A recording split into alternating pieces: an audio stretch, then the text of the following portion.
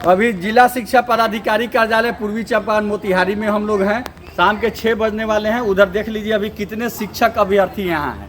ये ऐसे शिक्षक लोग यहाँ पर हैं जो TR3 में परीक्षा पास किए हैं और पूर्व से वो शिक्षक में बहाल हैं। अब उन्हें योगदान करने जाना है नया जगह रिजाइन करके, तो उनके साथ समस्या है कि जिस दिन वो रिजाइन करेंगे, अगर उस दिन स्वीकृत करके उनको लेटर मिल जाता है तो कल होकर के वो योगदान कर लेंगे, उनके सेवा में टूट नहीं मानी जाएगी।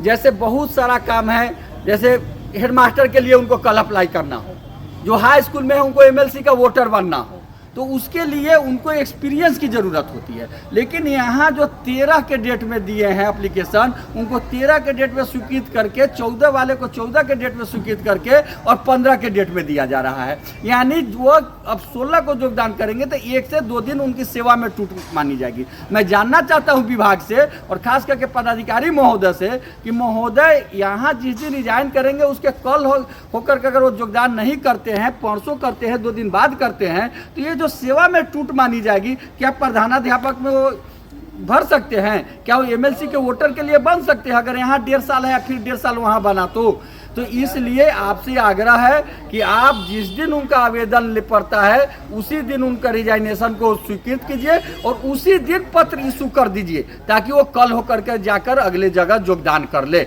अगर ऐसा नहीं कर पाते हैं तो आप 1 दिन बाद ही कीजिए और एक पत्र निकाल दीजिए कि जब तक उनका जो ये पत्र नहीं निकलता है रिजाइनेशन का, तब तक वो पुराने विद्यालय में बने रहेंगे, उनकी नौकरी वहाँ मानी जाएगी। ऐसा नहीं करते हैं तो हजारों टीचर का भविष्य में दिक्कत होगा, समस्याएं होगी। दूसरा है कि HRMS से जो ऑनबोर्डिंग का मामला है, जब हम लोग पटना सचिवालय में जाते हैं तो वहाँ कहा जा रहा है कि इनका ऑनबोर्डिंग हो गया है, यहाँ से भेज दिया गया है, यह समस्या जिला का है, हमको उससे कोई मतलब नहीं है। जबकि सच्चाई है और यहाँ आइए तो यहाँ लोग कहते हैं कि राज्य का समस्या है, राज्य से कुछ मैटर ही नहीं आया है।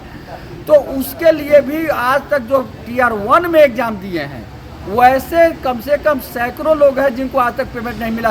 अभी हमारे सामने एक झा जी थे, उनकी पत्नी बीमार है, उनके पिताजी बीमार हैं, वो इतना फ्रस्ट्रेटेड है कि कह रहे थे कि अब सुसाइड के अलावा कोई उपाय नहीं है, इतना परेशान है। आखिर उनका दोष क्या है? यही कसूर न है कि वो विशिष्ट शिक्षक बन गए हैं। इसलिए आप सबसे ऑनबोर्डिंग कराकर चाहे स्पेशल मैसेंजर भेज के उनको पेमेंट कराइए। मैं पूर्वी चंपारण के DO, DPO, डायरेक्टर प्राइमरी और माध्यमिक के साथ साथ ACS महोदय से करबद्ध आग्रह करता हूँ कि आप समस्या को अपने ध्यान में लीजिए और इसका समाधान कराइए ताकि शिक्षकों की सेवा में टूट नहीं हो।